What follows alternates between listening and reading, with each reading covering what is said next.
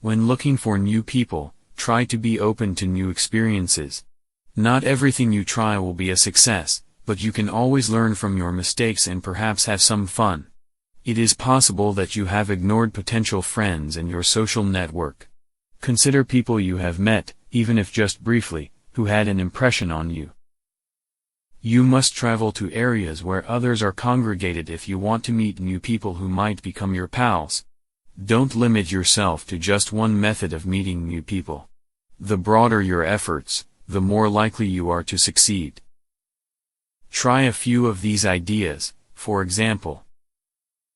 Participate in a class or join a club to meet individuals who share your interests, such as a reading club, dinner club, or sports team. Get in touch with your alumni association. Many colleges have active alumni associations that meet on a regular basis. You've previously shared your college experience, so bringing it up makes for an easy discussion starter. Some organizations also organize community service events or courses where you can meet new people. Participate in community events and look for groups or clubs that meet to discuss a common interest or activity. These organizations are frequently listed in the media or on community bulletin boards. There are also other websites that might assist you in making new friends in your neighborhood or location. Volunteering can be an excellent opportunity to help others while meeting new individuals. Volunteering also allows you to practice and improve your social skills on a daily basis. Volunteer your time or services at a hospital, house of church, museum, community center, charitable organization, or other institution. When you work with people who share your interests, you can establish powerful bonds. Take a stroll.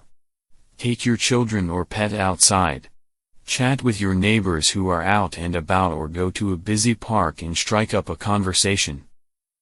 Take your dog on a walk. Dog owners frequently pause to converse while their dogs sniff or play with one another. If owning a dog isn't for you, consider volunteering to walk dogs from a shelter or a local rescue group.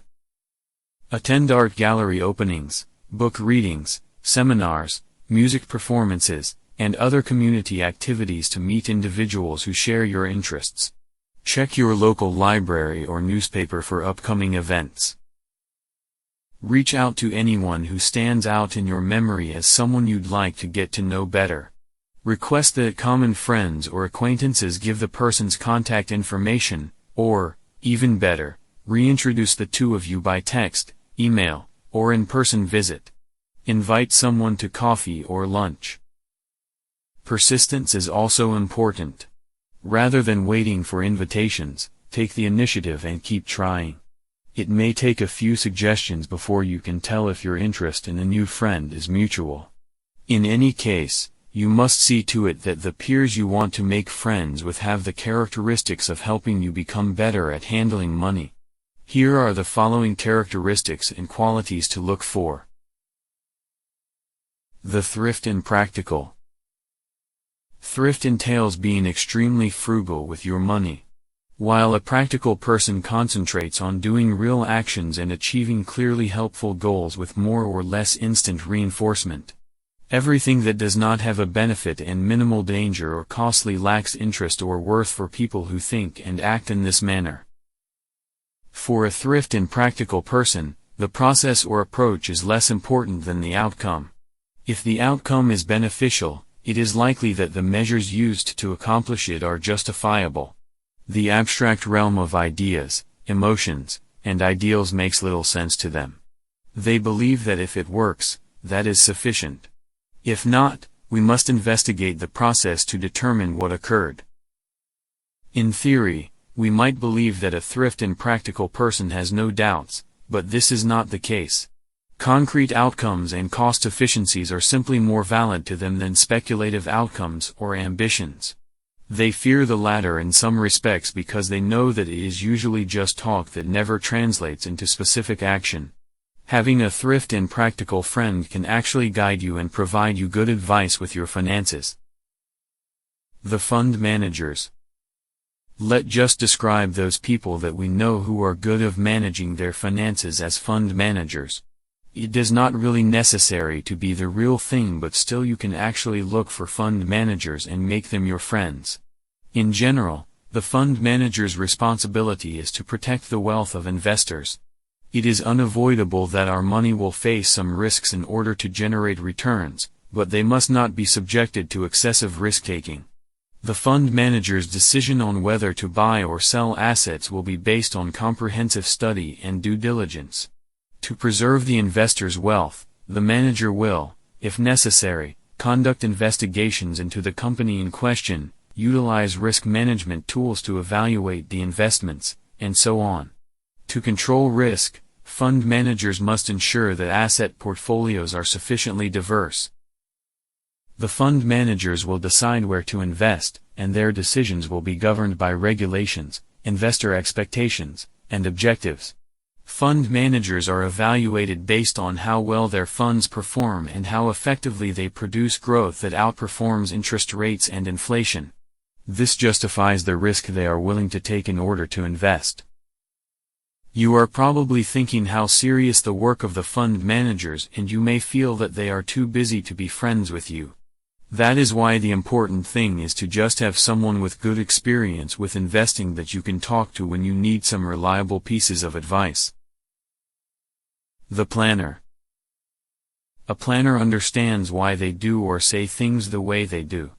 They take a thoughtful approach to their work and will frequently spend a significant amount of time sketching out a precise strategy. If they are giving a presentation, it will either be well rehearsed or read from notes. They will not be at ease chatting about whatever comes to mind or speaking off the cuff. Planners prefer to make a decision and then act on it. They don't want to overthink things and instead prefer to get started on what has to be done. This might be an issue at times since they may not evaluate all aspects of a situation before jumping in. Someone having a spontaneous personality is the polar opposite of a planner. While planners love deadlines, plans, and fixed work hours, a spontaneous personality prefers flexibility, change, and keeping open to possibilities.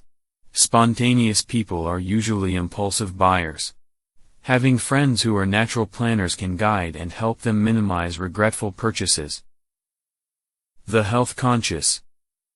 A healthy diet is essential for anyone who is concerned about their health. You should be aware of what meals you can eat, what foods your body needs, and how this will help you in the long term. A health-conscious person will also prioritize physical activity, enough water consumption, and adequate sleep.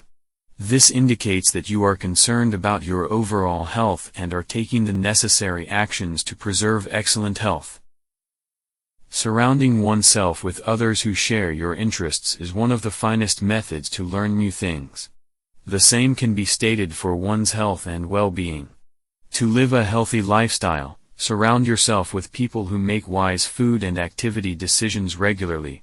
They will not only model healthy habits, but they may also be able to assist you in making beneficial adjustments in your behavior. Furthermore, health-conscious people are mostly already learned proven ways to minimize expenses in preparing and purchasing healthy meals and participating in physical exercise activities. The wise consumer. Shopping can be an unpleasant experience when your budgets are short and you need a big-ticket item you don't buy very often, such as a car, appliance, or even a mattress. Finding the best goods at the best price from the right store can be as tough as differentiating tangerine from mandarin orange. Put your feelings of overwhelming aside and take your time making a decision. Bring out your inner owl and be a wise buyer to avoid regretting your choices. Individuals learn a wide range of subjects in school, but becoming financially aware is rarely one of them. School may enhance a person's ability to be a successful member of a team, but it does not necessarily enhance a person's ability to be a reasonable and contributing member of a team of family members shopping for a mortgage. That strategy, and many more with financial repercussions, will almost certainly be discovered in the trenches when it is crucial to your family's well-being. Sometimes it is only in the midst of a struggle that you realize that knowing how to be a wise consumer is the key to your financial health. Adopting certain viewpoints from peer friends are impactful steps toward attaining that position. As a friend, here are the perspectives to help you become a wise consumer. Seek referrals from others. When it comes to buying, having hundreds of friends on social networking sites can be a huge help. Post a description of what you are searching for and ask if anyone can point you in the direction of a decent website or store that sells the product. If you're not sure about the precise manufacturer or model you want, seek advice from folks who have already purchased the item. You will learn about the characteristics you need and what to avoid. Take notes and keep a list of crucial ideas if your friends give you more advice than you can recall. Keep all receipts. Keep this as proof of your purchase. It will be useful if you need to return, repair, replace, or exchange an item. Some businesses will also ask that you have the product in its original packaging, so preserve this along with your receipt. Even if they are on sale, do not buy stuff you do not need. Many of us buy products on sale because we believe we will need them in the near future. But, more often than not, we simply store these items in our cupboards, where they collect dust. If you truly want to save money, don't waste it on frivolous purchases. Never succumb to peer pressure. High-pressure sales practices should be avoided. If a salesperson is pressuring you to buy something, remember that it is perfectly acceptable to say no and simply walk away. If you're on the phone, you can interrupt at any point to indicate you are not interested and then hang up. The longer you stay to listen, the more likely you are to reveal sensitive information or consent under duress. You should never rush into any decision, especially one involving a substantial sum of money. Before making a purchase, give yourself time to ponder, explore alternatives, and check your budget. Keep up to date. Getting informed is the greatest way to avoid being duped. Keep up to date on the newest market developments. An easy way to do this is to sign up for consumer alerts or newsletters through email or snail mails of the stores you follow and trust. These alerts keep you up to date on the latest market news and developments. They also offer consumer safety advice.